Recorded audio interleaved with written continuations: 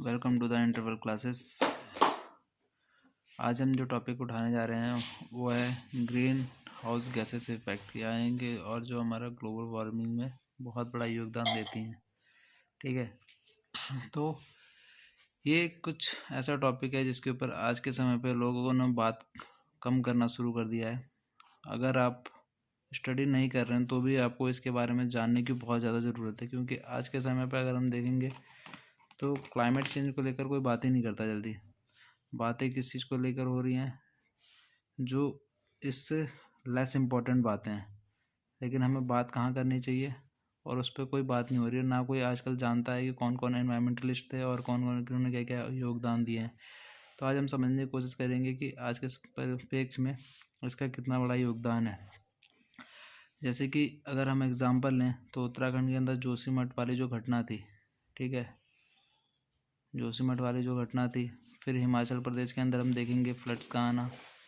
एक अभी हम देखेंगे कि जकार्ता से राजधानी शिफ्ट की गई है आपकी इंडोनेशिया की, जकार्ता को हटा दिया गया है राजधानी से, और केरला के साइड में कई सारे जो एरियाज़ हैं उनको शिफ्ट किया जा रहा है पीछे की ओर।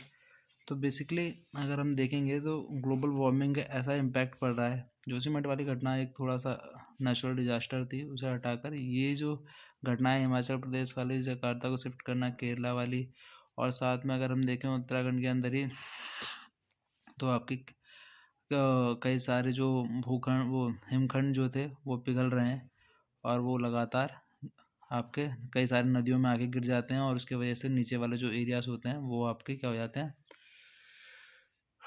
बाढ़ की चपेट में आ जाते हैं, या फिर बहुत सारी नदियाँ उसका रूट चेंज कर लेती हैं जिसकी वजह से बहुत सारा नुकसान होता है। तो ऐसे ऐसे घटनाएं हमें लगातार कंटिन्यूस हर साल देखने को मिल रही हैं। कई सारी जगहों पर फ्लड्स आ रहे हैं लगातार बैक टू बैक, बट लोग अवेयर नहीं हो पा रहे हैं इन सभी चीज़ों से कि इसके पीछे रीज़न क्या है।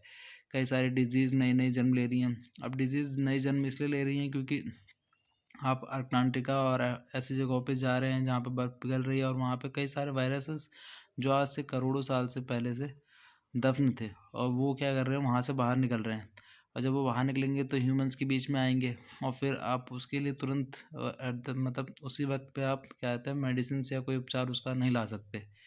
तो कई सारी जो पॉपुलेशन है उसको इसकी मार से झेलना पड़ता है। अब हम देखेंगे कि ग्रीन हाउस इफेक्ट या फिर ग्लोबल वार्मिंग काम कैसे करती है। तो सबसे पहले हम समझते हैं कि ये चीज़ें हो कैसे रही हैं। तो यहाँ पे हमारे यहाँ जो पृथ्वी है, ठीक है, अगर हम सपोज मान के चलते हैं यहाँ पे एक, ये हम मान के चलते हैं हमारी क्या है, पृथ्वी है, ठीक है। तो यहाँ पे जो ऊर्जा का मुख्य स्रोत है वो क्या है, आपका सन है, ठीक है। तो सन जो है हमारा वो ऊर्जा का मुख्य स्रोत है। अब सन से जो लाइट्स आ रही हैं, ठीक, वो आपकी किस में आती हैं, वो आती है हमारी शॉर्ट वेव्स के फॉर्म में। शॉर्ट वेव्स यानी कि लघु तरंगों के फॉर्म में आती हैं। इन लघु तरंगों की जो स्पीड होती है वो बहुत ही ज़्यादा होती है। आपने पढ़ा होगा 3.8 मीटर पर सेकेंड है, 3.8 किलोमीटर पर सेकेंड की स्पीड से, या फिर कह सकते हैं हम कि 3 लाख, ठीक है, 3 लाख किलोमीटर पर सेकेंड के स्पीड से आ जाती है ये। तो 8 मिनट 20 सेकेंड में ये क्या काम करती हैं, आपके अर्थ पे पहुंच जाती है। अब होता क्या है कि इससे पहले इसे एक वायुमंडल से टकराना होता है। जो हमारा जो अर्थ का एटमॉस्फेयर है, वायुमंडल है, उससे टकराना होता है। वो क्या है, हमारा पारदर्शी है।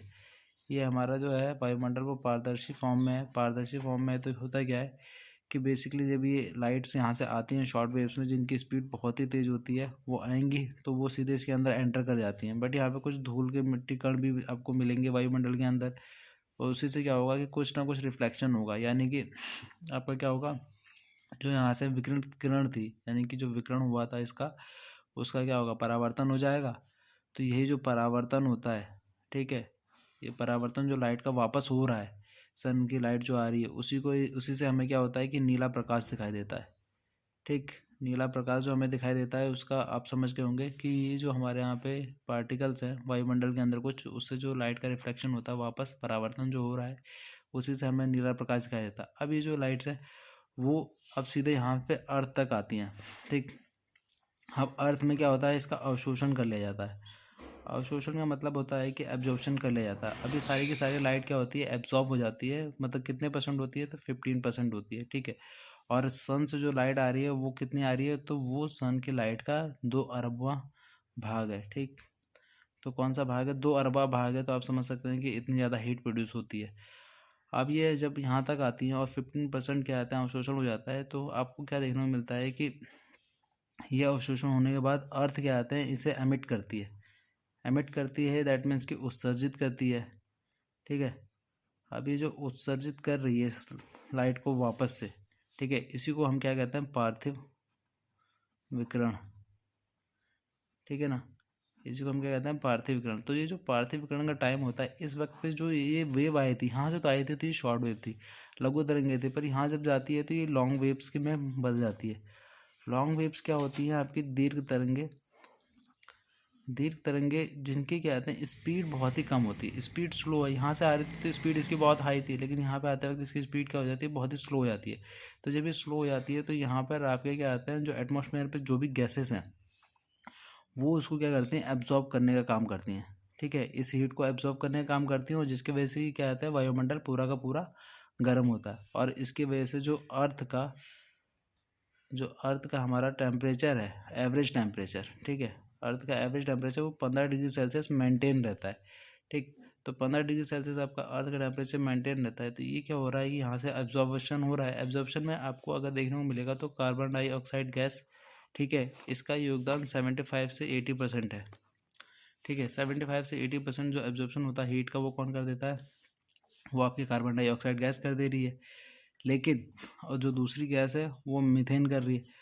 लेकिन आज के समय पे हो गया रहा, हम कई सारी फैक्ट्रीज लगाते हैं, हम बहुत सारी चीज़ें करते हैं, तो उसके वजह से क्या होता है, कार्बन डाइऑक्साइड का उत्सर्जन हम ज़्यादा कर रहे हैं, मीथेन का ज़्यादा कर रहे हैं। तो जितना ज़्यादा इस वायुमंडल के अंदर गैसेस रहेंगी, गैसेस उतना ही ज़्यादा एब्जॉर्प्शन करेंगी हीट का, उतना ही ज़्यादा यहाँ से जो सन से रेज आ रही हैं इसे ये वापस नहीं जाने देगी। जब वापस नहीं जाने देगी तो क्या होगा, अर्थ का टेम्परेचर धीरे धीरे बढ़ता जाएगा, और धीरे धीरे जब बढ़ेगा तो एटलांटिक और आपका अंटार्कटिका और ऐसी जो जगहें हैं जहाँ पे बर्फ़ है काफ़ी ज़्यादा मात्रा में, वो धीरे धीरे पिघलेगी। जब वो पिघलेगी तो वहाँ पे जो नीचे कई सारे क्रिएचर्स आज भी दफन है, जो इतनी ईजिली मरते नहीं है। कई सारे वायरसेस हैं जो आज भी दफन है, जो इतनी ईजिली मरते नहीं है। वो क्या काम करते हैं, वो इस बर्फ़ के पिघलने से वापस अर्थ में आ रहे हैं, और उसकी वजह से कई सारी बीमारियाँ फैलती हैं। और क्या हो रहा है, दूसरी चीज़ के कई सारे जो आइलैंड्स जो क्या आते हैं बेसिकली वाटर के किनारे हैं, वो डूब रहे हैं, उनके एरियाज़ कई सारे डूबते चले जा रहे हैं। तो ये काफ़ी कंसर्निंग सब्जेक्ट है जिस पे लोगों को बात करनी चाहिए। अभी देखो, ये जो हम पार्थिव विकिरण को समझ रहे थे, इसे हम समझते हैं कि पार्थिव विकिरण से होता क्या है, कि जो सन की लाइट है, इसे हम सिंपल समझ सकते हैं कि 12 बजे के टाइम जो होता है हमारा, ठीक, 12 बजे के टाइम पे क्या होता है कि सन की रेज जो होती है वो लंबवत पड़ती है, यानी कि आपकी सीधी पड़ रही होती है सर के ऊपर। बट क्या होता है, गर्मी उस वक्त नहीं लगती, हमें गर्मी लगती है 2 से 4 बजे के बीच के में, ठीक है, सारी गर्मी इस वक्त लगती है। या फिर एक और एग्जाम्पल लेके समझ लेते हैं हम, कि जो हमारा नॉर्थन हेमिस्फेयर है, नॉर्दर्न हेमिस्फेयर जो है हमारा, यानी कि उत्तरी ध्रुव जो है हमारा पूरा, जिसमें हम लोग रहते हैं, ठीक है। यहाँ पे क्या होता है कि जो आपका सबसे गर्म महीना होता है, जो सबसे गर्म वाला टाइम पाया जाता है, वो कायदे से पाया जाना चाहिए जून। क्योंकि जून में जो होती है कर्क रेखा पे सीधे सीधे पड़ती हैं आपकी सन की रेस डायरेक्टली। बट ऐसा होता नहीं है, हमें सबसे ज़्यादा जो गर्म महीना मिलता है, जिसमें गर्म देखने को मिलता है, वो जुलाई होता है। तो उसका रीज़न क्या है, उसका रीज़न यही पार्थिव विकिरण है। पार्थिव विकिरण की वजह से क्या होता है कि जो अर्थ में जो एब्जॉर्प्शन हो रहा है उसको एमिट होने में टाइम लगता है, और उसकी वजह से जो टेम्परेचर गर्म होता है पूरा वायुमंडल का, उसकी वजह से सबसे ज़्यादा ह्यूमस और सबसे ज़्यादा गर्मी हमें कब देखने को मिलती है, जुलाई के महीने में। आप लोग भी फील करते होंगे इस चीज़ को, ठीक है। तो अब हुआ क्या कि ये सारी जब चीज़ें आपको अगर समझ में आ रही हैं, तो ग्लोबल वार्मिंग का इम्पैक्ट आपको कैसे कैसे देखने को मिल रहा है, ये बात समझने की कोशिश करनी है हमें। ग्लोबल वार्मिंग का जब हमें इतना सारा इम्पैक्ट देखने को मिल रहा है, तो इसके लिए सारी की सारी कंट्रीज़ क्या काम करती हैं, एक साथ आती हैं, कई सारे इसके लिए संगठन होते हैं। तो इसके लिए जापान के अंदर, ठीक है, अब तुम्हें बताइए कि जापान में क्या है, कि आपका वो एक आइलैंड वाली कंट्री है जहाँ पे चारों तरफ पानी है। तो अगर पानी का लेवल बढ़ेगा, अगर ग्लोबल वार्मिंग वजह से सबसे पहले ऐसी कंट्रीज ही डूबेंगी। तो जापान के अंदर एक आपका प्रोटोकॉल साइन होता है जिसे हम कहते हैं क्योटो प्रोटोकॉल, ठीक। तो क्योटो प्रोटोकॉल साइन होता है, ठीक है ना। तो क्योटो प्रोटोकॉल आपका जापान के अंदर आता है, जिसमें क्या आता है, टोटल मेंबर्स जो शामिल होते हैं, मेंबर्स कितने होते हैं आपके, जो टोटल मेंबर्स होते हैं वो होते हैं 55 मेंबर्स, ठीक है, जिसमें से आपके जो 37 कंट्रीज़ जो होती हैं वो कौन सी होती हैं, डेवलप्ड कंट्रीज़, ठीक, डेवलप्ड कंट्रीज़ होती हैं 37, तो ये पार्टिसिपेट करती हैं। तो अब होता क्या है इसके अंदर, जब हम बात करते हैं कि जो ग्लोबल वार्मिंग के लिए सबसे बहुत ज़्यादा उत्तरदायी हैं वो कौन सी कंट्रीज़ हैं, जो डेवलप्ड कंट्रीज़ है। डेवलप्ड कंट्रीज़ में हमारी कौन सी आती हैं, जैसे जो अमेरिका, यूएसए हो गई, ठीक है, यूके हो गई, फ्रांस जैसी कंट्रीज़ हैं। इन्होंने क्या हुआ 19वीं सदी में इतना ज़्यादा अंधाधुंध क्या कहते हैं इंडस्ट्रियलाइजेशन किया कि जिसकी वजह से कार्बन उत्सर्जित इन्होंने बिना किसी रोक टोक के किया।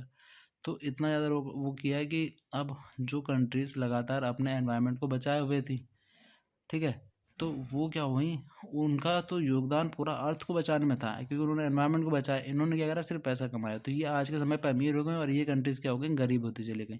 तो अब आप देखोगे कि ब्राज़ील जैसे जो कंट्रीज़ जो जहाँ पे अमेजोन जैसे जंगल पाए जाते हैं, अब वो लोग डिमांड करते हैं कि इन लोगों को कंपनसेशन देना होगा, जिसके लिए ये बात कही जाती है, ठीक है। तो इन लोगों ने कहा ठीक है हम कंपनसेशन देंगे, जो भी डेवलप कंट्रीज़ होंगी वो क्या काम करेंगी, आपका जो कार्बन उत्सर्जन है, ठीक है, कार्बन डाइऑक्साइड गैसेस का जो कार्बन उत्सर्जन है उसे हम कम करेंगे। अभी आपने मोदी जी का भी सुना होगा कि 2070 तक हम क्या आते हैं, जीरो कार्बन एमिशन कर देंगे, ठीक। ये वाली बात हमने सुनी है कि 2070 तक इंडिया करेगा, लेकिन जो क्योटो प्रोटोकॉल था वो आपका आया था, क्योटो प्रोटोकॉल 1 से 11 दिसंबर 1997 में, ठीक है, इस दिन हुआ था ये क्योटो प्रोटोकॉल। तो बेसिकली कहा क्या गया कि 1990 क्या लेवल एक सेट किया गया कि 1990 तक जितने भी विकसित देश हैं यानी कि जो डेवलप्ड कंट्रीज हैं उनसे कहा गया क्या कि और 1990 तक आप क्या करोगे, और 1990 की लेवल तक आप क्या करोगे, जो कार्बन एमिशन है उसको लेके जाओगे, और इसका टारगेट आपको दिया गया 2012 तक। पर दिक्कत क्या आई कि दिक्कत ये आई कि क्योटो प्रोटोकॉल जो लागू हुआ हमारा 16 फरवरी 2005 को पूरी तरह से लागू हुआ, और इसमें इंडिया जो था, इंडिया ने एंट्री की थी हमारी 2002 में, ठीक है। और जो आपको मज़ा आएगा सुन के कि यूएसए जो था वो सबसे बड़ा उत्तरदायी था इसके लिए, लेकिन वो कार्बन उत्सर्जन के लिए और सबसे पहले यही छोड़ के इसे भाग गया। कब भागा, 2001 में ही इन्होंने क्या कहते हैं क्योटो प्रोटोकॉल को साइन करने वो मतलब कि साइन करने के बाद छोड़ दिया, क्योंकि इन्हें पता था कि इनका डेवलपमेंट रुक जाएगा। तो ये कंट्रीज सारे का सारा अपना फ़ायदा देती हैं और जो बाकी कंट्रीज होती हैं वो उसका नुकसान झेल रही हैं। तो इस पे मतलब कि बहुत बड़े लेवल पे बात करने की ज़रूरत होती है, जो आज के समय हम लोग मिस कर रहे हैं। ग्रीन हाउस इफेक्ट आप जानते ही हैं, और सबसे ज़्यादा उत्तरदायी मैंने आपको गैस बता दिया इसके लिए कि कार्बन डाइऑक्साइड गैस है, और दूसरी नंबर पर कौन सी है, मीथेन गैस है, ठीक है। तो हमें कोशिश करनी चाहिए कि कार्बन डाइऑक्साइड और मीथेन का हम क्या काम करें, उत्सर्जन थोड़ा कम करें। अक्सर हम देखते हैं तो परफ्यूम्स में भी CFC पाई जाती है, तो CFC वाले टॉपिक पे मैं अभी टॉपिक बनाऊंगा, तो आप परफ्यूम्स का भी कम यूज़ करके थोड़ा CFC को बचा सकते हो, हाँ, ये भी उत्सर्जित होने से जो कि हमारे ओजोन को क्षरण पहुंचाती है। तो नेक्स्ट टॉपिक जो होगा वो हमारा ओजोन पे होगा, ठीक है। इसके लिए कौन कौन से सम्मेलन हुआ और ये कैसे काम करता है, अगर आपको समझ में आई हो थोड़ा बहुत मेरा टॉपिक, तो कृपया करके इसे शेयर कर दें।